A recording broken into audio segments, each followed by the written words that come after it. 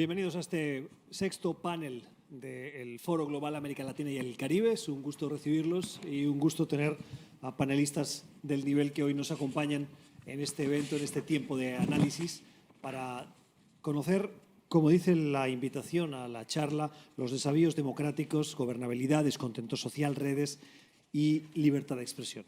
Creo que nos daría para varias horas. Vamos a intentar concentrar las principales ideas hoy con quienes nos acompañan. Daniel Zobato, director regional para América Latina de IDEA Internacional, y con Alejandro Poiré, el decano de la Escuela de Ciencias Sociales y Gobierno del Instituto Tecnológico y de Estudios Superiores de Monterrey, que está aquí con nosotros en el estrado, y de manera virtual con Tamara Tarasiuk, la subdirectora para las Américas de Human Rights Watch, el colega periodista Carlos Fernando Chamorro, fundador y editor del Confidencial, y con María Noel Baeza, la directora regional de ONU Mujeres para América Latina y el Caribe. Me gustaría comenzar dándole la palabra a Daniel para que nos ayudes con una sucinta, un dibujo general de lo que hoy acontece en la región latinoamericana desde tu perspectiva frente a esos desafíos democráticos. Muchas gracias, Gustavo. Muy buenas tardes a todas y todos.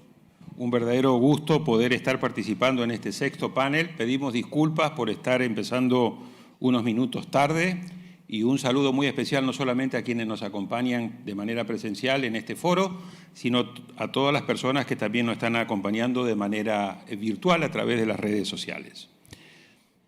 En 5 minutos me gustaría poner en blanco y negro cómo estoy viendo la región en esta década. Una década que empieza en las peores condiciones posibles. A diferencia de la década del año 2010, donde América Latina venía beneficiándose de los altos precios de los commodities y por lo tanto venía con altas tasas de crecimiento económico, con una China que venía creciendo por encima del 10%, esta década empezó con viento en contra. A fines del año 2019, porque he visto que durante el día pasado se le echa siempre mucho la culpa a la pandemia. La pandemia tiene parte de la responsabilidad, pero los problemas estructurales de la región no se los podemos facturar a la pandemia. En el año 2019 la región creció 0.1%. Eso no tenía nada que ver con la pandemia. En el año 2019, en el segundo semestre, explotaron las principales protestas sociales, incluido Colombia, incluido Chile. Eso no tenía nada que ver con la pandemia.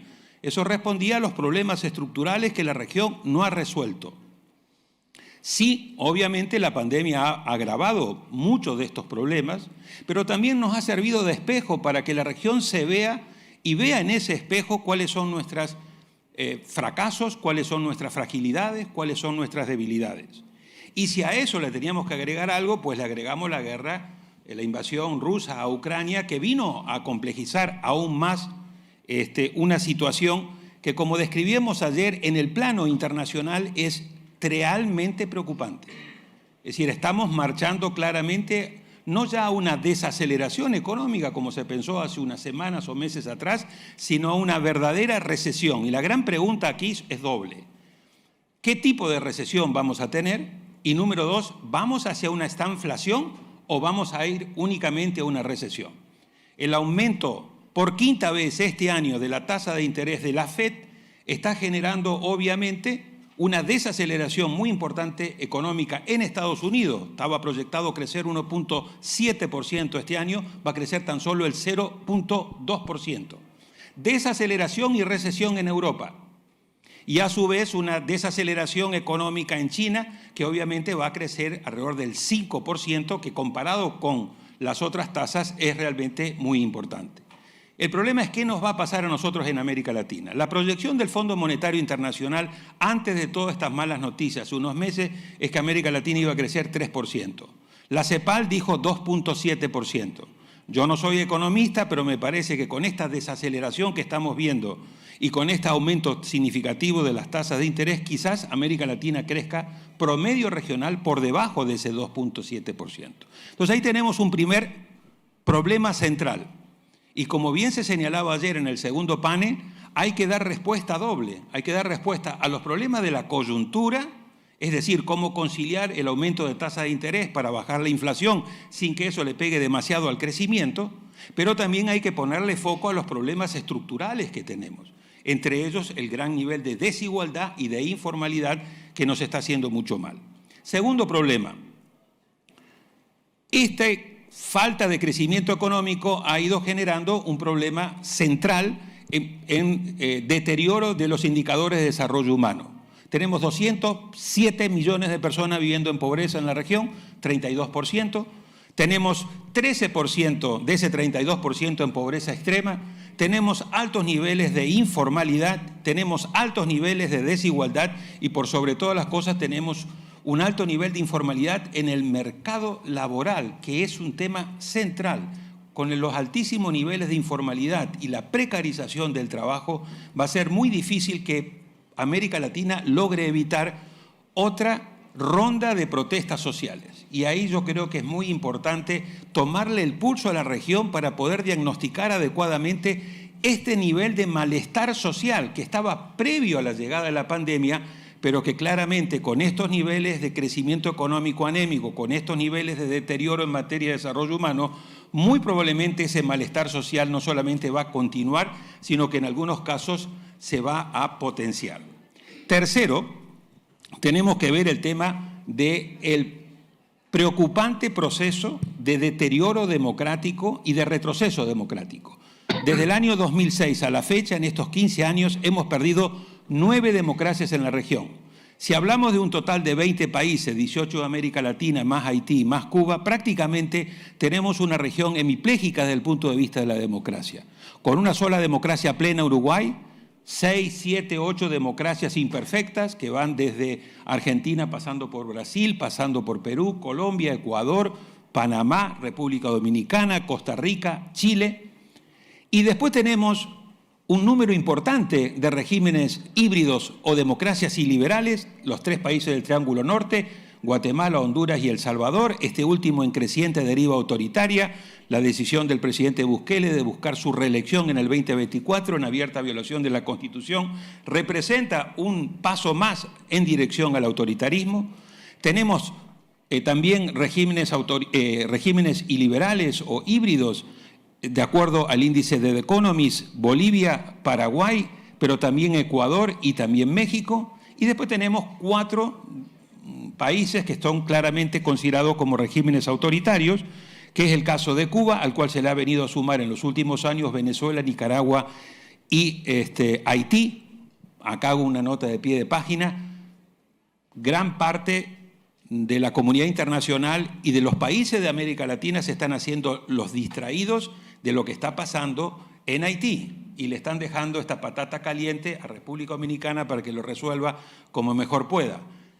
Esto es una situación tremendamente explosiva que si no se atiende adecuadamente puede darnos muy malos recuerdos y presentes. O sea, tenemos que tener mucha claridad respecto, y estos 3 países, Haití, Nicaragua, Venezuela y agregamos Cuba, son los que están produciendo la mayor cantidad de migrantes de acuerdo al evento que tuvimos ayer precisamente sobre este tema. Y el último tema que quiero poner sobre la mesa es precisamente que en este contexto muy complicado, en lo económico, en lo social y en materia de democracia, está teniendo lugar el superciclo electoral latinoamericano.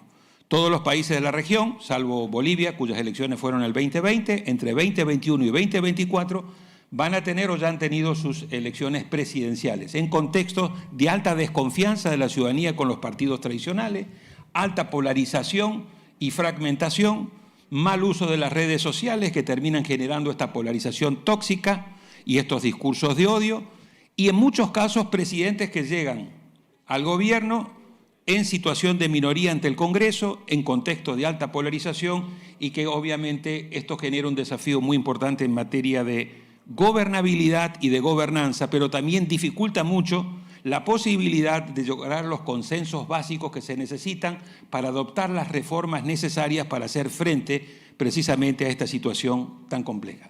Lo dejaría acá, Gustavo, para luego regresar en la parte siguiente. Gracias. Ya algunas notas interesantes sobre ese malestar social, sobre ese superciclo electoral y el contexto político que vive la región. Voy a ofrecer la palabra a cada uno de los invitados que hoy nos acompañan. Creo que cada uno de ellos tiene un ángulo que complementa la visión general.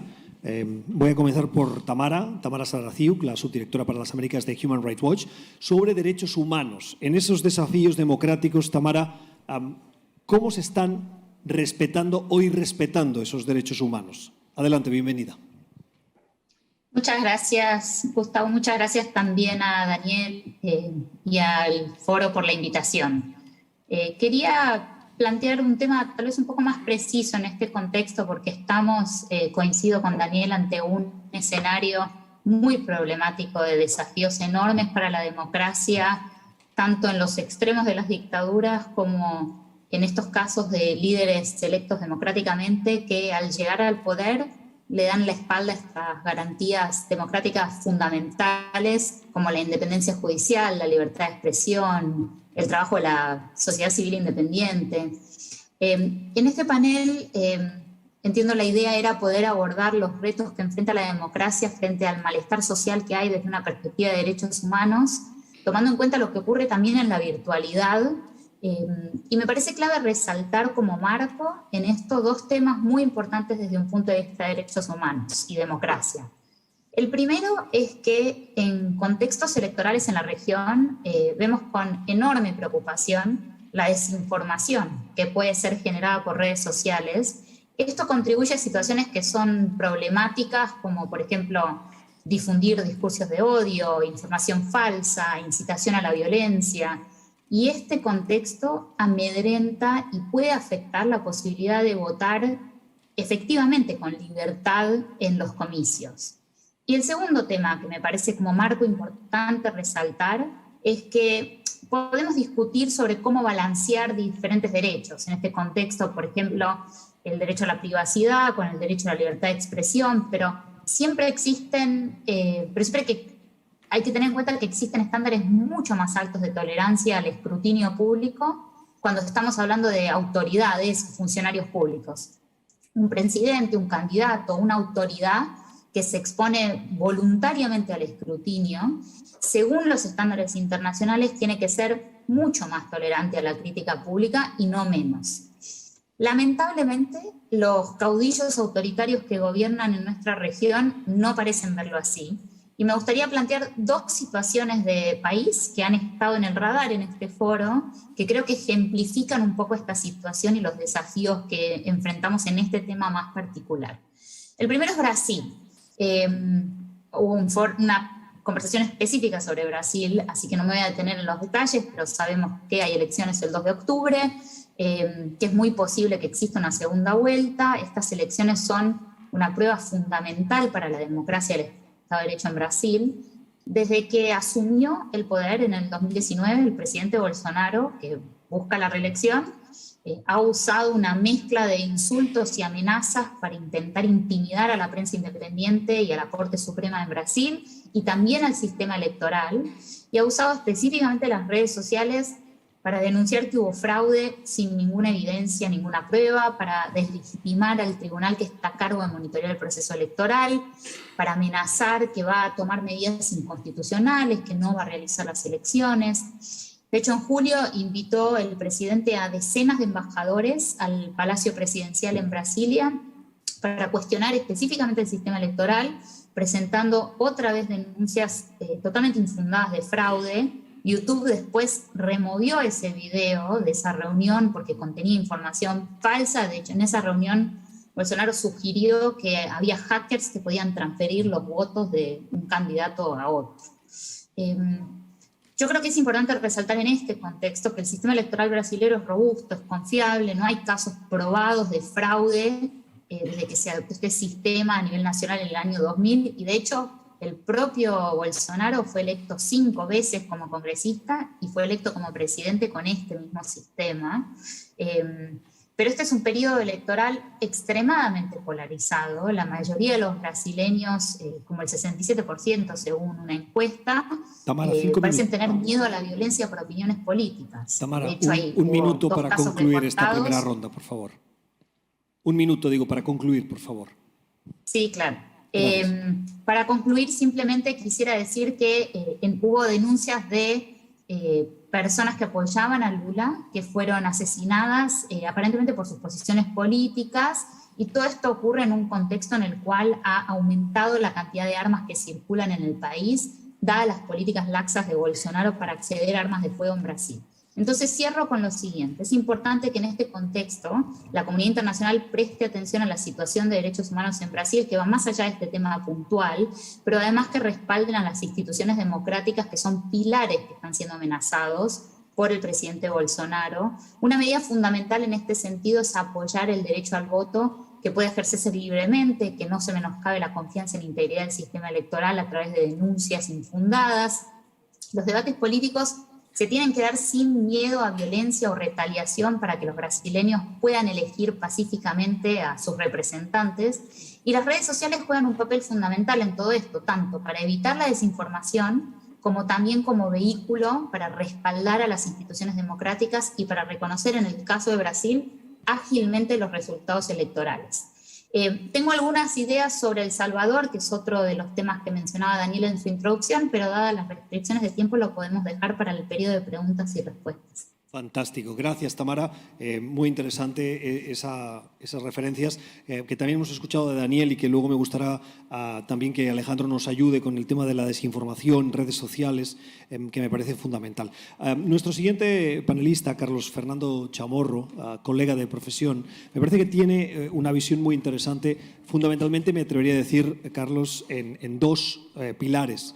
El de los medios de comunicación y particularmente la difícil situación por la que atraviesa Nicaragua. Me gustaría que nos dieras tu opinión al respecto. Como periodista en la región latinoamericana, ¿cómo ves la libertad de expresión, ese acceso al derecho a información para que los ciudadanos puedan tomar elecciones, decisiones informados? Y particularmente, sí me gustaría escuchar también tu opinión sobre lo que acontece en Nicaragua, que no es poco. Adelante.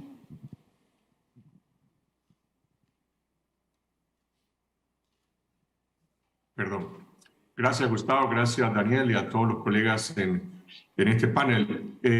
Empiezo con el contexto de Nicaragua. Daniel hablaba del malestar que produce tensiones políticas.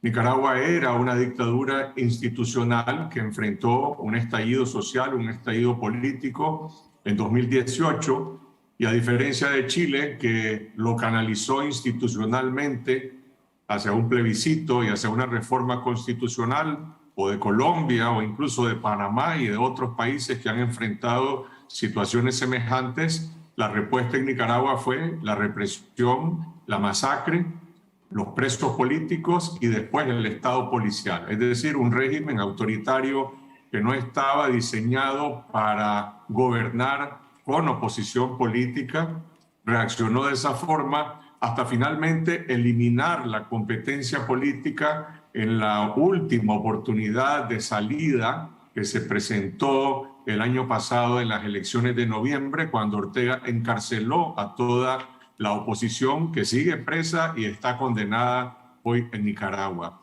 El país vive bajo un estado policial, eso quiere decir una supresión de la libertad de reunión, la libertad de movilización, libertades de prensa y de expresión. Y contrario a lo que algunos sectores esperaban en la comunidad internacional de que habría una especie de apertura después de la autoproclamación de Ortega el año pasado, lo que estamos viviendo es una radicalización de la dictadura, un mayor cierre del espacio político y cívico que se traduce no solo en la ilegalización de partidos políticos, sino en la eliminación de más de 2.000 organizaciones y asociaciones, ONGs, en la persecución a la Iglesia Católica. Hay un obispo preso, hay 7 sacerdotes presos y procesados, hay muchos más en el exilio, e incluso han prohibido las procesiones de la Iglesia Católica. La prensa se convirtió en un blanco principal de la represión desde el momento en que el régimen vio amenazado su poder con el estallido y las protestas de abril 2019. Hoy en Nicaragua hay 3 medios confiscados, incluido el que yo dirijo, Confidencial, que seguimos haciendo periodismo desde el exilio. Han cerrado 54 medios. Hay 8 periodistas y trabajadores vinculados a medios de comunicación o directivos condenados en la cárcel. y más de 140 periodistas en el exilio. La última acción del régimen fue censurar el día de ayer o antier la emisión de CNN en Nicaragua. Bueno, aquí hay un tema importante, y es que las redes sociales, siendo un espacio de debate público extremadamente controversial, hay mucho ruido para la conversación pública, organizada, ordenada, como canal de difusión, han sido fundamentales para que los medios en el exilio sigamos divulgando nuestros contenidos. Es decir, yo tenía un canal de televisión, un programa de televisión que se transmitía en el cable y en la televisión abierta. Hoy está censurado, pero mi canal de YouTube, que tenía 20.000 suscriptores, hoy tiene casi 400.000. Y esa es la manera en cómo se puede evadir la censura de facto que existe en Nicaragua. Yo quiero resumir 2 puntos. Primero, en Nicaragua está criminalizada la libertad de prensa y la libertad de expresión. No se puede opinar, no hay fuentes que podamos citar y por lo tanto los periodistas las tenemos que proteger. Pero esta es la última frontera, este es el último espacio cívico que queda, la prensa independiente en el exilio. Y repito, gracias a los canales de distribución que todavía existen por la vía de las plataformas digitales de Internet y de las redes sociales, es que es posible seguir reporteando aún en esta condición. La salida no tengo, la salida no puedo hacer pronósticos, solo puedo decir que una dictadura totalitaria de este calibre, en primer lugar, en la impunidad, es un problema para la región, es un problema para América Latina, está irradiando en Centroamérica la impunidad de la dictadura y por lo tanto es un desafío para América Latina. Y hay un déficit en la respuesta de muchos países latinoamericanos a esta crisis nicaragüense. Ojalá iniciativas como la que recientemente promovió el presidente Petro de Colombia o los mensajes que ha estado planteando el presidente Boric de Chile se conviertan en una nueva iniciativa latinoamericana en vista de que la Organización de Estados Americanos ha demostrado que está agotada. La OEA ha emitido muchas condenas sobre las violaciones a los derechos humanos, pero tiene una incapacidad de que esto se traduzca en una presión política efectiva. La solución a la crisis de Nicaragua está en Managua, no está en Washington ni en Bruselas, pero la salida requiere de una presión política externa proporcional a la dimensión de la dictadura. Evidentemente no se visualiza esto a corto plazo, pero a mediano plazo sí, como parte de un proceso de recuperación de las libertades internas en Nicaragua, que de una u otra forma tiene que conducir a una reforma política para ir a una elección anticipada. Si me preguntan a mí, yo creo que esa elección anticipada será sin Daniel Ortega y sin Rosario Murillo, que son parte del problema, y por lo tanto su separación del poder casi se convierte en un requisito para la transición democrática en Nicaragua, así como la liberación de todos los presos políticos. Gracias. Gracias, Carlos. Interesantísimo. Ya pones sobre la mesa también otros elementos. Al hilo de lo que decías del déficit de respuesta, recuerdo, y probablemente muchos de ustedes lo han visto también a través de las redes sociales, unas interesantes reflexiones que hizo ayer el presidente de Chile en la Universidad de Columbia, en el que se lamentaba de que determinadas voces de izquierda en la región condenen regímenes autoritarios cuando son de derecha o son de otros lugares del mundo, pero tienen la boca chica cuando se trata de autoritarismos que se presentan como de izquierda. Otra cosa es que lo sean. Ahí Daniel seguramente daría para una charla. Vamos a escuchar a María Noel Baeza. Me parece interesante 2 ángulos que nos faltan para completar nuestro panel de hoy. El primero, mujeres. ¿Cuál es el rol de la mujer? Es más de la mitad de la población. ¿Qué rol tiene en esa incorporación constante que ha tenido en las últimas 2 décadas, me atrevería a decir, de manera relevante, la mujer en la sociedad? María Noel Baeza es la directora regional de ONU Mujeres para América Latina y el Caribe. Te escuchamos, 5 minutos, adelante. Muchísimas gracias, un gran placer estar nuevamente en un foro organizado por mi amigo Daniel Sobato y me parece excepcional todo lo que he escuchado y qué bueno que hay una reflexión sobre América Latina en Nueva York. Para nosotros es muy importante que se siga hablando de nuestra región. quiero decirles que a pesar de los avances que hemos tenido, que son lentos, todavía el 70% de los parlamentarios en la región son hombres. O sea, tenemos un 30-31% de mujeres en el Parlamento.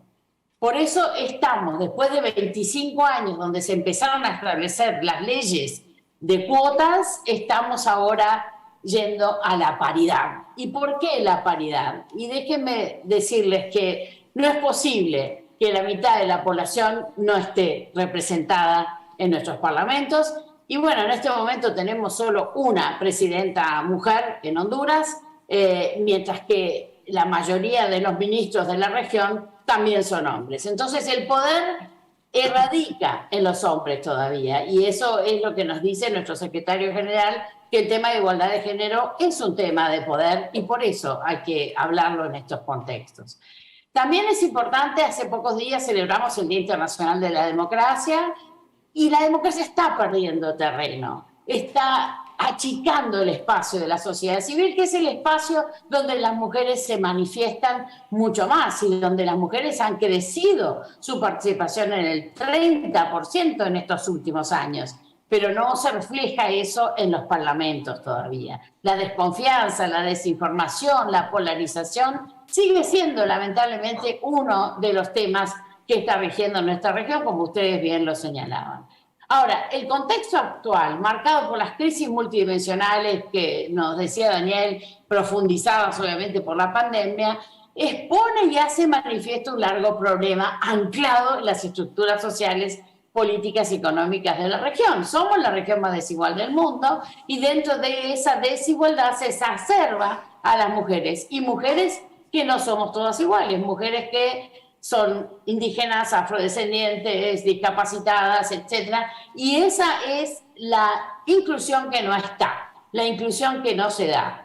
Y además no nos olvidemos el Objetivo de Desarrollo Sostenible, el 16, que nos demanda consolidar sistemas de gobernanza que puedan dar respuesta a los nuevos desafíos globales, pero garantizando el pleno ejercicio de los derechos humanos. Y efectivamente, los derechos humanos de las mujeres no está garantizada. Esa plena participación y presencia no está garantizada en las mesas de toma de decisión. Y además necesitamos las mujeres por justicia democrática, porque somos el 50%, pero también por calidad y representación de nuestras democracias. Las mujeres traemos los problemas que los hombres no ven, los problemas que son invisibles para los hombres. Por ejemplo, la violencia, por ejemplo, todo lo que se refiere a cómo la mujer puede integrar el mercado laboral de una manera digna, porque la mayoría de las mujeres en nuestra región trabaja en la informalidad. Entonces ahí tenemos también una razón muy poderosa, que es para lograr esa calidad de empleo que tanto necesitamos. Nadie lo ve esto en los parlamentos, a menos que esté una mujer llevando estos proyectos de ley. Y además, la democracia paritaria es un catalizador para el logro de la igualdad sustantiva. No nos olvidemos de eso, tenemos que llegar a la igualdad sustantiva, pero sin mujeres en el Parlamento va a ser muy difícil. Este concepto de democracia paritaria se ha ido instalando en la región gracias a una norma marco que aprobó el Parlatino, donde nosotros estuvimos colaborando, y también porque nos propone la democracia paritaria un nuevo modelo de gobernanza inclusiva que trasciende el concepto de paridad como forma de corregir subrepresentación política de mujeres. O sea, es consolidar institucionalidad en todos los ámbitos de la vida y, por supuesto, en los parlamentos. Ahora, con relación al malestar social, y con esto termino, las democracias ya arrastraban desconfianza ciudadana e insatisfacción. Lo vimos en el Latinobarómetro del 2010, donde hay un declive sistemático del apoyo ciudadano a la democracia. Pero, ¿qué pasa? El perfil de género que nos brindan los informes del Latinobarómetro se identifica que hombres confían un poquito más que las mujeres. Por eso las mujeres salen a la calle los 8 de marzo. No se olviden que son mareas enormes de mujeres reclamando a través de un activismo esa democracia que quizás los partidos políticos le están negando, ¿no? Entonces, esto es un tema importantísimo para nosotros de destacar. Y por último, el aumento de la violencia. A mayor participación de la mujer en la política, mayor es la violencia contra ellas. Y no es una violencia de conceptos partidarios, es una violencia porque son mujeres. Entonces son violentos los arrebatos en las redes sociales de cómo va vestida, de quién es su pareja. Son arrebatos verdaderamente terribles lo que están sufriendo las mujeres. Y esto tiene que acabar. No es posible que exista esa violencia que impide que la mujer participe en política, pues en definitiva larga la toalla la mujer. Si en 3 procesos electorales hay una violencia muy grande contra ella, evidentemente después decide no participar. Así que hay ese menosprecio constante que se siente en las redes y por supuesto necesitamos reforzar muchísimo esos tribunales electorales, esas cortes electorales, para que exista un debido proceso, para que cuando la mujer que está en política se sienta agravada pueda tener a dónde concluir y pueda haber sanciones a esos candidatos que conllevan la violencia. En definitiva, bueno, quiero poner el tema de las mujeres porque muchas veces está ignorado o invisibilizado y no vamos a tener democracias con mejor calidad si no hay participación activa de las mujeres en las tomas de decisiones. María. Bueno, muchísimas gracias y aquí me quedo para las preguntas. Gracias, María Noel. Interesante las reflexiones finales, que me parece que tienen gran parte de su solución en una raíz que se llama educación. Me gustaría, antes de darle la palabra a Alejandro Poiré, una aclaración, porque me ha llamado la atención y me parece que creo que la precisión del lenguaje es importante. María Noel, has hablado de problemas y dices los problemas que los hombres no ven si no hay mujeres. ¿No es que las mujeres complementan la visión de los hombres y los hombres las de las mujeres para enfrentar los problemas? Es decir, atribuir a que el hombre no ve problemas no es una afirmación muy categórica. Sí, me gusta hacer afirmaciones categóricas para que la gente se despierte, ¿no? Obviamente no son todos los hombres, pero lo que sí quiero señalar es que la agenda de cohesión social que hace a los intereses específicos del hecho de ser mujer, ¿no? Como la violencia es una, pero no es la única, no lo ven los hombres. Por eso es una cuestión de educación. En eso estoy de acuerdo contigo. Y es una educación constante que tratamos de hacer todos los días. Yo creo que la mayoría de los hombres son de buena voluntad, pero no tienen esa educación más profunda de decir dónde está el rol de la mujer en la política, por qué la mujer reclama un espacio de poder. Entonces sí, hay una mezcla de educación, pero también de ser categórico. No puede ser que tengamos que esperar, como dice el World Economic Forum, 136 años para lograr la igualdad. No podemos esperar tanto tiempo. No nos olvidemos que la mujer vota recién desde hace un poquitito más de 100 años. Antes éramos un objeto, no éramos sujetos, no éramos ciudadanos. Y no puede seguir ese tema mucho más. Gracias, María Noel. Me parecía importante la precisión. Muchas referencias, Alejandro, a las redes sociales, a la capacidad de los ciudadanos de estar bien informados, al uso de las mismas para contribuir al deterioro de la calidad de las democracias. Alejandro Poiré es decano de la Escuela de Ciencias Sociales y Gobierno en el ITSESM. Adelante. Muchas gracias, Gustavo. Muy buenas tardes y muchas gracias a todas y todos por este espacio. Quiero concentrarme en 4 efectos potenciales que ya se mencionaron de las redes sociales y que hoy nos preocupan no solamente a los académicos, a las tomadoras de decisiones, a los círculos de protección y de defensa de los derechos humanos, y que son los siguientes. Primero, el efecto de la desinformación. Segundo, el efecto en la polarización con 2 vertientes, una polarización ideológica y una polarización afectiva. Y en este último punto, el cuarto punto es, ya lo mencionó creo que con gran elocuencia Carlos Fernando Chamorro, ese espacio que sí significan las redes sociales como mecanismo alternativo de comunicación, de organización, de difusión, de libertad de expresión, y para muchísimas comunidades que hoy viven circunstancias de marginación o de represión, un espacio también de aprendizaje y de vinculación en la resistencia política o en la promoción del ejercicio de los derechos. Entonces, no puedo ser más elocuente que lo que ya nos mencionaba Carlos, pero sí me parece que es indispensable que cuando hablemos de redes sociales tengamos eso en mente. Porque a veces pensamos que de lo que estamos hablando es solamente de un ejercicio, digamos, formulaico o teórico de una libertad muy valiosa, cuando en realidad lo que estamos viendo es que acaba siendo el último reducto de elementos esenciales para el ejercicio de las libertades civiles, como es el caso que nos ponía Carlos Fernando Chamorro. Bien, habiendo dicho eso desde la perspectiva positiva, las cosas que preocupan. Y creo que es muy importante que en las cosas que preocupan sí pongamos un acento en una definición precisa, porque en la medida en la que tengamos definiciones precisas, vamos a poder llevar al debate sobre la forma de atender los retos, la forma de regularlos, la forma de responder a estas tareas, también con cierta precisión. Primero, desinformación. Desinformación, ¿qué quiere decir? No solamente es que la gente tenga información imprecisa sobre algo que podemos verificar fácticamente en la realidad.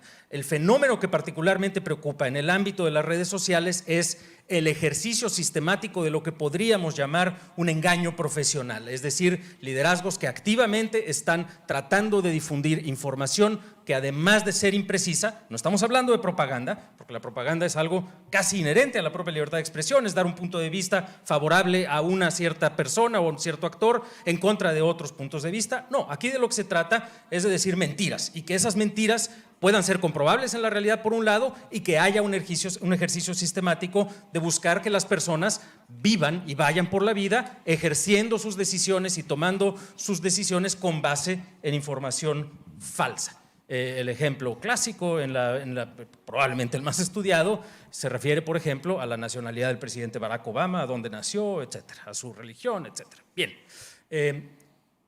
la evidencia disponible hoy en día en los mejores estudios académicos, que todavía son incipientes, ahí hay un tema, nos habla de que no hay un efecto sistemático, claro, identificable de desinformación gracias a las redes sociales en todos los ámbitos en los que se ha estudiado. No quiere decir que no se pueda mentir, no quiere decir que haya un porcentaje pequeño de una extraordinaria vinculación de un cierto grupo de las personas que tienen acceso a redes sociales reproduciendo mentiras, y lo vemos pues en nuestros grupos de WhatsApp y lo vemos en Twitter, etcétera. Lo que sí podemos identificar es que estos parecieran ser unos efectos de un volumen muy alto en porcentajes de la población muy pequeñitos, y que de hecho cuando comparamos ese efecto contra lo que las personas sí reciben de información, también a través de redes sociales, que es fidedigna, el efecto de hecho es nulo o incluso imperceptible. Bien, no quiere decir que no sea un riesgo, quiere decir que ahorita no tenemos evidencia de que ese sea un riesgo que en los hechos, en el ámbito político, podamos rastrear directamente a efectos políticos concretos. Algo diferente ocurre con la polarización, particularmente la polarización afectiva. ¿A qué me refiero? Polarización ideológica es, nos estamos alejando cada vez más en nuestras posiciones de política pública. No solamente tenemos un cierto desacuerdo sobre el nivel de impuestos que tenemos que cobrar, sino que tenemos un desacuerdo sobre si el Estado debe de proveer salud o no. No solamente tenemos un desacuerdo sobre cuánto digamos, las tarifas arancelarias, sino incluso un desacuerdo sobre si debiéramos de ser una sola nación. Esa es la polarización ideológica. Ahí, una vez más, tampoco hay evidencia suficiente y sistemática de que el uso en particular de redes sociales esté generando mayor distancia ideológica. Incluso podemos hablar de que cierta distancia ideológica es deseable, porque si los ciudadanos ven a todos los partidos como algo muy similar, empiezan estos fenómenos de apatía, cinismo, desvinculación, falta de relación con los actores políticos.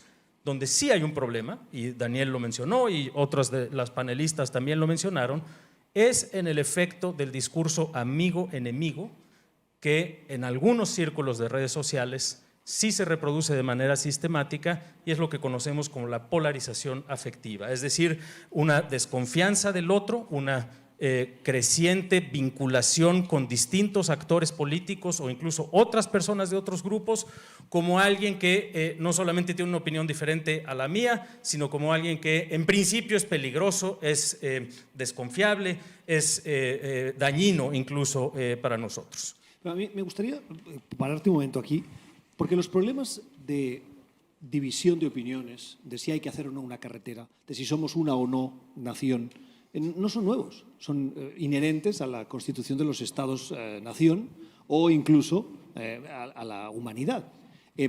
Tú dices que los medios sociales, las plataformas digitales no están contribuyendo, pero sí vemos cómo en el debate público el diálogo entre quien está en una posición y quien está en la otra, antes sí se producía, había puentes, y hoy no solo no se produce ese diálogo, sino que están más alejados, más enconados en esas posiciones más extremas.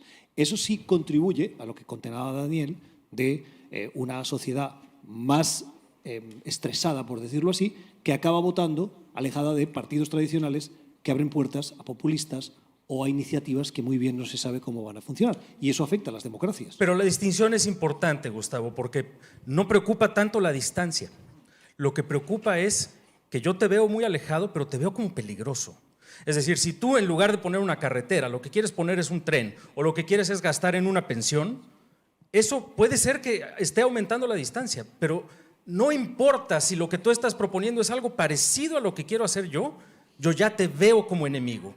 Yo ya te veo como alguien que por tu color de piel o tu religión o el idioma primario que hablas o la región del país en la que estés o la identificación partidista que tengas, la identidad partidista que tengas, te veo como un enemigo. Y ahí sí hay algo de evidencia más o menos sistemática de que algunos espacios de redes sociales sí pueden contribuir a ese discurso de amigo-enemigo. Entonces, al final del día, en una de esas estamos debatiendo sobre si son 2 o 3 carriles de carretera, pero no confío en ti, lo haces por algo perverso, quieres abusar de mí.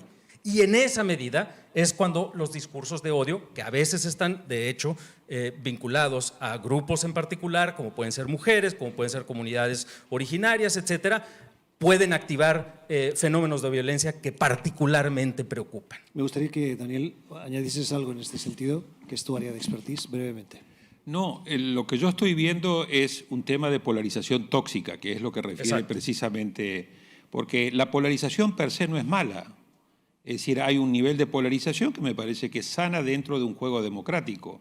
De hecho, en muchos casos se comenzó a hablar de una partidocracia porque muchos partidos se acercaron demasiado al centro y entonces no había diferencia, entonces me daba lo mismo. Y eso fue abriendo puerta a candidatos que venían de fuera del sistema. Yo los llamo candidatos PAP, altamente personalistas, con discurso antipolítica, antisistema y con un discurso también populista, que terminan llegando al poder con un discurso en contra de esta partidocracia. Lo realmente grave es una suerte como de Carl Schmitt 2022, que es amigo-enemigo, es decir, ya no es el adversario, aquel otro es mi enemigo. Y por lo tanto el enemigo no lo tengo que derrotar electoralmente, lo tengo que acabar, lo tengo que poner preso. Entonces, ese me parece que es lo peligroso en el mal uso de las redes sociales. Un último punto. Sí creo que debe haber algo que deberíamos profundizar en la investigación. El referéndum en Colombia con el tema del plebiscito sobre la paz, el tema de Brexit en Inglaterra, el tema del referéndum de salida, plebiscito de salida constitucional en Chile, parte, no digo que fue entero, pero parte hubo un uso bastante irresponsable de las redes sociales en este tema, no tanto de la polarización afectiva, sino de la desinformación afectiva, que sería meter miedo. Y el miedo es algo que a través de las redes sociales puede llegar a ser muy peligroso. Alejandro, yo sé que quieres intervenir, pero me gustaría escuchar a Carlos Fernando, que al no estar presente... Solo para concluir el punto importante. Pero déjame escuchar primero a Carlos, porque quiero, Carlos, preguntarte por el rol que están jugando los medios de comunicación en este debate de polarización tóxica. ¿Cuál es el rol de los periodistas? No hablamos de Nicaragua. Hablamos de la región latinoamericana y de sus democracias en ese contexto de polarización tóxica que mencionaba ahora Daniel y Alejandro. Carlos. Bueno, es difícil generalizar, pero yo creo que en América Latina hay una corriente de lo que podríamos identificar como periodismo de calidad, que tiene básicamente un compromiso con, uno, producir información verificada y dos, con la fiscalización del poder. Ese periodismo enfrenta muchas dificultades, en muchos casos por los poderes corporativos que lo restringen y que limitan la autonomía de la prensa, en otros por el crimen organizado, como es el caso de México, o en otros por los gobiernos autoritarios que intimidan y restringen. Y adicionalmente a eso hay otra competencia, por llamarle así, que tiene que ver con lo que ha estado describiendo Alejandro sobre la polarización en las redes sociales y la desinformación. Nosotros enfrentamos la censura oficial, pero por el otro lado también enfrentamos la desinformación que se transmite a través de las redes sociales, y eso nos obliga, por lo tanto, si se quiere, a competir con ese ruido mediático que se genera para ofrecerle a nuestras audiencias una alternativa de información. Para nosotros resulta extremadamente frustrante escuchar audiencias que dicen lo leí en Facebook o me di cuenta por el WhatsApp o por la red en que recibí la información. Es decir, desafortunadamente mucha gente está utilizando las redes como medio de información en detrimento de los medios de información de calidad. Lo que quiero decir, aún nosotros que estamos haciendo periodismo en el exilio, el desafío principal es hacer periodismo de calidad, periodismo que genere confianza en las audiencias, porque estamos compitiendo con la maquinaria oficial por una parte y por otra parte con esta relación tóxica y de polarización en las redes sociales. Alejandro. Aquí hay un punto y muy importante respecto a estos efectos, que desde luego, a ver, paréntesis, nos hace falta muchísima información respecto a redes sociales. Muchas de las cosas que ocurren, el famoso efecto de los algoritmos, los bots, etcétera, de los reproductores de amplificación de contenido, etcétera, tenemos muy poca información para investigarlos. Creo que esa es una tarea y es un reto para entenderlo mejor. La evidencia que hay es que estos efectos, particularmente el de desinformación, no son efectos, digamos, generalizados. No hay un efecto todavía identificable. No quiere decir que no exista. The absence of evidence is not evidence of absence, dicen por ahí. Pero el punto importante es que cuando sí tenemos algo de esta información, en particularmente lo que has llamado tú, Daniel, polarización tóxica, que me parece muy interesante, la pregunta es, bueno, ¿quiénes son más susceptibles de esta polarización tóxica? La evidencia que tenemos es que son no necesariamente las personas con niveles de instrucción más bajo, no necesariamente las personas con niveles, digamos, de vinculación al mercado laboral más marginal, no. Son audiencias fundamentalmente de niveles de sofisticación política elevado, para quienes esa polarización tóxica es más profunda, para quienes es más fácil decir, ah, no, este mensaje viene de fulanito de tal, que por supuesto es un empleado de no sé quién, que es del gobierno autoritario, ah, lo descarto. Esta información viene de fulanito de tal, que es de izquierda, ah, no, lo descarto. Es decir, una parte muy importante del discurso de la precaución ante las redes sociales y su efecto tóxico, creo que, si se permite la provocación, a veces tiene un tono ciertamente elitista. Y es el tono elitista de decir es que la gente no se entera, es que a la gente la engañan, es que a la gente la manipulan. Y algo de la evidencia con la que contamos es que quienes están probablemente en estos niveles de mayor polarización tóxica son personas relativamente con mayores niveles de instrucción. Entonces, ese efecto elitista, de alguna manera, contribuye también a la narrativa populista, que es el otro, digamos, gran contexto que ya se ha descrito con bastante detalle y con crudeza que estamos viviendo. Y ante la narrativa populista, que es decir, hay un líder que interpreta al pueblo y el líder están en contra de unos corruptos que son perversos, y los liderazgos políticos opositores dicen, bueno, pero es que las redes sociales están engañando a la gente, pues la gente quizá reacciona con naturaleza diciendo, pues probablemente el problema no es el líder populista, es quien se le opone, ¿no? Hay un tema ahí bien interesante que creo que vale la pena profundizar. El motivo de nuestra conversación hoy son desafíos democráticos, gobernabilidad, descontento social, redes sociales y libertad de expresión. Antes, de manera contundente, si me permite María Noel, escuchábamos las reflexiones que nos compartías. Y me gustaría traer a colación algo que decía Daniel. Decía, la crisis en América Latina es previa a la pandemia la acentúa. La pandemia y la gestión de la pandemia nos dio muchas lecciones. Una, que le escuché a varios analistas, y creo que en algunas conversaciones que tuvimos en los programas que conduzco con Daniel también salió, es la buena capacidad que han tenido las mujeres que estaban al frente de gobiernos de hacer frente a los retos que se presentaron de manera inesperada por la pandemia. Compra de vacunas, distribución, cierre, medidas económicas, hacer frente a los que más lo sufren.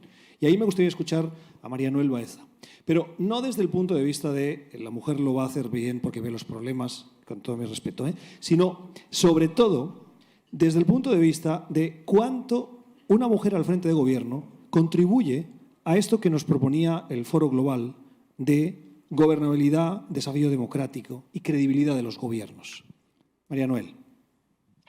Bueno, yo creo que lo has dicho bien. En la pandemia, el 11% de los presidentes del mundo eran mujeres, ¿no? Empezando por Alemania, Nueva Zelanda, Taiwán, etc. Y yo creo que han demostrado 3 aspectos. Primero, confiar en las fuentes científicas. Todas las mujeres, o casi todas las mujeres gobernantes, en ese momento, cuando estalló la pandemia, han creado comités científicos y han tenido una confianza muy importante para la toma de decisión de los científicos. Segundo, un tema también importante ha sido el hecho de decir, bueno, vamos a ver qué están haciendo en el mundo y vamos a ver cómo lideramos en el mundo. Y me recuerdo a la señora Merkel, cómo ella se comprometió para, bueno, la producción de vacunas, ¿no? Y fue líder en ese sentido. Creo que ahí la diferencia del liderazgo, yo creo que se marca en esa pregunta constante, en ese trabajo con las comunidades científicas. Muchos hombres presidentes también lo hicieron, no es solo un tema de mujer, pero demostraron allí una capacidad de salir de su poder, digamos, para tener la humildad de escuchar a otros. Eso es un tema que se ha demostrado en liderazgos femeninos. Claro, vos me decís también en América Latina se han demostrado liderazgos femeninos corruptos, liderazgos femeninos complejos, ¿no? Como hemos vivido, como también hemos vivido de hombres, ¿no? Pero yo creo que hay una diferencia en algunos liderazgos femeninos fuertes. Me refiero, por ejemplo, a la primera ministra de Barbados. Es una mujer increíble cómo está no solamente llevando sus temas en su gobierno, sino también haciendo un liderazgo y una proyección internacional con el tema de cambio climático. Creo que las mujeres abrazan agendas que son difíciles y que son difíciles de actuar en su gobierno, pero bueno, se animan, muchas de ellas se animan. Creo que ahí está un poquito lo que hemos visto en el manejo de liderazgo femenino en la pandemia. Pero 11% nada más de mujeres líderes, presidentas o primeras ministras en el mundo. Estamos hablando de una muestra muy pequeña. Gracias, María Noel. 2:16, en 15 minutos tenemos que cerrar. Les propongo un cambio de tercio. Hablábamos de cuántas democracias, nos lo decía Daniel, se han perdido en los últimos años en América Latina y algunos han entrado en lo que los expertos acaban denominando regímenes híbridos, que abren la puerta al autoritarismo al que llegan desde el sistema, jugando con las reglas democráticas, y cuando están dentro lo transforman para sus intereses. Tamara, has estudiado bien el caso de El Salvador, que preocupa. Un gobierno que en las últimas semanas ha redoblado su apuesta en contra de poner en jaque la institucionalidad del país. El presidente Bukele ha anunciado que se va a presentar a pesar de que la Constitución le dice que no. Y lo hace con una sala constitucional escogida casi para que le pueda dar esa opinión consultiva que él necesita. Cuéntanos cuán peligroso es ese proceso de apostarle a la democracia, pero que desde dentro quien la gana la transforma para su interés personal. ¿Y qué riesgos tiene? Creo que es un caso emblemático el de El Salvador y lo planteabas muy bien, Gustavo. O sea, el tema con El Salvador es que el presidente Bukele ha desmantelado las instituciones democráticas a una velocidad alarmante. Bukele hizo en un par de años lo que a Chávez le llevó 10 a hacer en Venezuela. En este poco más de 3 años que lleva, cooptó el Poder Judicial, debilitó la transparencia, la rendición de cuentas, atacó a la prensa independiente, a la sociedad civil. Y creo que en esta charla que estábamos teniendo sobre la polarización tóxica, es un caso interesantísimo porque Bukele es el líder con mayores niveles de aprobación en América Latina. Parte de su popularidad tiene que ver con que adoptó medidas de seguridad, de combate a las pandillas, que son populares pero son extremadamente abusivas, y le atribuye a estas medidas la reducción de la tasa de homicidios. El ejemplo más claro de esto es que ha adoptado un régimen de excepción a final de marzo que consiste principalmente en detener arbitrariamente, de manera masiva, a salvadoreños que estéticamente se ven como pandilleros o que viven en zonas que son controladas por las pandillas. Y el trabajo de investigación que hemos hecho desde Human Rights Watch documenta que estas medidas no solo no fueron efectivas para desmantelar a las pandillas en el pasado, sino que además en algunos casos provocado más violencia, y en este caso ha causado violaciones de derechos humanos generalizadas. Hemos documentado detenciones arbitrarias, desapariciones forzadas de corta duración, malos tratos en condiciones terribles de detención, y todo esto ha sido facilitado, diría yo, por la cooptación sistemática de las instituciones democráticas. Aún así, con este panorama súper desolador, Bukele cuenta con enormes niveles de aprobación, y esto es en gran medida porque cuenta con una maquinaria propagandística súper efectiva que se basa en buena parte en redes sociales. Y esta maquinaria replica una narrativa de refundación, una narrativa de cambio, que interpela a los salvadoreños, mientras que ataca y cuestiona a otros, deslegitimando a quienes lo critican.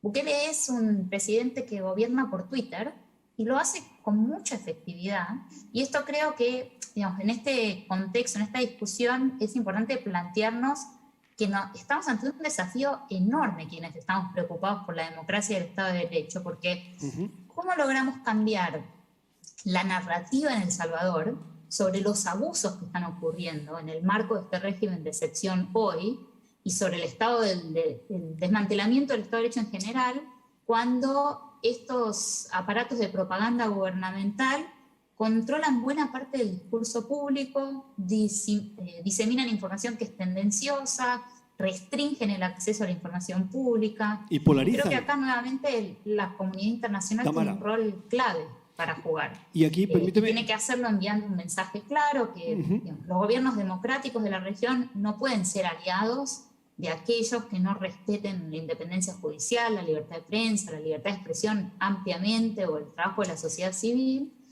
Y creo que en este sentido es fundamental que cuestionemos el abuso del poder del Estado para diseminar información que es tendenciosa.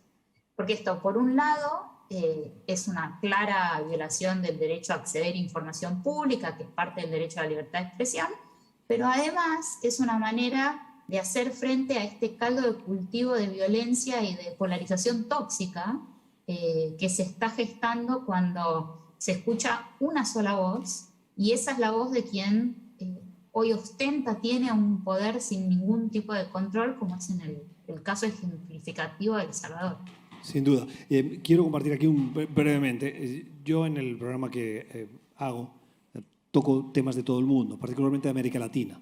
Y hay 2 países que cuando distribuyo fragmentos de las conversaciones en redes sociales, la respuesta es extraordinariamente superior y mucho más beligerante. Nicaragua, por razones obvias, y El Salvador. Y en el caso de El Salvador, tengo detectado que son bots, son perfiles creados del entorno del gobierno que vienen a desacreditar las críticas de expertos que tengo en el programa. Daniel, me gustaría sobre El Salvador que aportases también. Mira, lo del Salvador yo ya tengo una posición clara y es 100% como la de Tamara. Pero yo diría, no subestimemos. Mira, ¿qué nos están diciendo las encuestas? Primero, las encuestas nos están diciendo que hay un profundo malestar ciudadano. ¿Por qué? Por la falta de resultados. ¿Ok? Ahí hay un problema de la incapacidad de la democracia y de los gobiernos democráticos en hacer el delivery. ¿Qué le está dando Bukele? Violando todos los derechos humanos. El tema del control al principal problema que tenían los salvadoreños, que es la inseguridad. Entonces ahí está utilizando el tema nuevamente de miedo. Ahora, ¿qué nos dicen las encuestas? 27% de las y los latinoamericanos le da lo mismo vivir en un gobierno democrático o en un gobierno autoritario. Ese porcentaje hace poquitos años atrás era del 10%. Subió al 27% y me temo que va a seguir creciendo.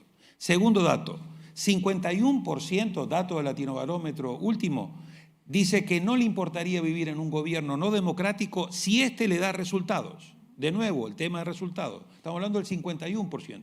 Apoyo a la democracia, que estaba en el 63%, en la última década cayó al 48-49%. Y datos de la POP, el otro gran instrumento de medición, en la mayoría de los países de América Latina, más del 50% estaría dispuesto a sacrificar elecciones y libertad de expresión si le das resultados. Entonces, ahí tenemos un problema central, donde la democracia no puede seguir apostándole a que únicamente va a ser un régimen que va a ser preferido frente a la falta de resultados, porque de lo contrario, este malestar que actualmente tenemos en la democracia, corremos el riesgo que se convierta en un malestar con la democracia. Y si este malestar se convierte en un malestar con la democracia, ahí tenemos una situación realmente muy comprometida para salir a defender la democracia. Cerramos el bloque, Alejandro, un minuto. Las redes sociales no son más que un instrumento adicional de comunicación social y de comunicación política. Desde luego plantea retos específicos, tiene un modelo de engagement o de vinculación que genera todos estos dilemas de los que hemos estado hablando, pero al final del día el problema de fondo de la democracia está precisamente en lo que ya hablaban Tamara y Daniel, es decir, en la capacidad, por un lado, de los liderazgos de la región para condenar con eficacia regímenes que están claramente en una violación sistemática de derechos humanos, uno. Dos, también en la capacidad de los liderazgos de la región y de los países para que la promesa de la democracia, que por un lado es la defensa de los derechos humanos, pero por otro lado también es la capacidad de que en la defensa de esos derechos humanos seamos capaces de generar resultados satisfactorios para la población, se cumplan los dos instrumentos. Y creo que ahí, en el corazón del debate sobre las redes sociales, no debemos de olvidar que podemos estar ocultando discursos elitistas que al final del día le dan la razón a quien dice todo es más fácil si somos capaces de generar delivery, aunque nos podamos olvidar de los derechos humanos, que es parte de la razón que está detrás del crecimiento de los populismos autoritarios. Qué charla tan interesante. El título era Desafíos democráticos. Yo os voy a poner un desafío a cada uno de los que nos habéis acompañado hoy, que quiero que identifiquéis, sé que hay muchos, el desafío democrático que vosotros ponéis como primero en la región y la solución que viene. ¿Qué acompaña a ese desafío para hacerle frente? Y voy a empezar por Carlos Fernando Chamorro con la pregunta y respuesta. Adelante, Carlos. No puedo obviar dónde estoy. Estoy en el exilio. Mi país estaba en un estado policial. El desafío democrático es suspender el estado policial y abrir un camino para una reforma que lleve a una elección anticipada. Ahora, ¿cómo se logra eso bajo una dictadura? Se requiere de una presión política internacional extraordinaria que permita recuperar libertades internas. Y solo quiero decir una última palabra a propósito brevemente, del tema. Sí. Bueno, la política paritaria de mujeres. En Nicaragua hay una copresidenta, codictadora, y formalmente hay una gran cantidad de mujeres en puestos públicos, pero para apuntalar una política de una dictadura. Hay 4 mujeres presas en confinamiento solitario durante más de 460 días. Hay una precandidata a la presidencia, Carlos. mi propia hermana Cristiana Chamorro, que también está bajo arresto domiciliario. Entonces, la formalidad de la política paritaria no se corresponde con la realidad de la dictadura. Gracias, Carlos. María Noel, sé que te han lanzado un anzuelo, pero centrémonos en la pregunta, el reto y la resolución en 20 segundos, por favor. Bueno, el reto es la participación diversa de la población, por supuesto empezando por las mujeres. Y la solución es lo que decía, ¿no? La democracia paritaria. Yo entiendo, obviamente también, como lo dije antes, hubieron presidentas mujeres que lamentablemente no cumplieron con el valor que queríamos, ¿no? Pero sigo pensando que es la participación plena de las mujeres sustantiva y, bueno, a través de la democracia paritaria. Gracias, María Noel. Tamara. Difícil elegir uno. Yo priorizaría el derecho al voto. O sea, establecer, ver cómo se consiguen condiciones electorales mínimas para que los latinoamericanos podamos elegir a quienes nos representan libremente. Obviamente los desafíos para llegar a eso desde una dictadura como es el caso de Nicaragua o Venezuela o Cuba son muchísimo mayores que en otros casos, pero sí creo que hay una constante en distintos tipos de riesgos y amenazas que hacen que hoy no siempre quienes nos gobiernan son quienes el pueblo quiere que esté ahí. Entonces, enfatizaría eso si es que se puede, si me dan una sola cosa para elegir. Gracias. Alejandro. Creo que el reto más importante es que tenemos una relación muy oportunista con los principios y valores democráticos. Y la solución es el compromiso irrestricto, incondicional, permanente con el ejercicio de los derechos democráticos en todos los niveles. Y creo que ahí es donde está el asunto que hay que profundizar. Daniel, cierras tú. Veo dos objetivos. Uno, ¿cómo conciliamos legitimidad de origen con legitimidad de ejercicio, con legitimidad de resultado? Y para lograr legitimidad de resultado tenemos que unirle a la democracia, buen gobierno y Estado estratégico. No le podemos pedir a una democracia que no viene acompañada de buen gobierno y de Estado estratégico que dé resultados. Ese es el gran debate que está instalado y que va a estar instalado entre autoritarismo y democracia. ¿Cuál régimen tiene la mejor capacidad, como bien decía Alejandro, para respetar derechos humanos y libertades, pero también para entregar resultados a la revolución de expectativa y demanda que hoy existe en la ciudadanía? Si la democracia no logra eso, entra en una situación de marcada turbulencia. Daniel Zobato, Tamara Tarasiu, Carlos Fernando Chamorro, María Noel Baeza, Alejandro Poire, gracias por habernos enseñado y hemos aprendido escuchándos. Un fuerte aplauso para ellos. Muy bueno.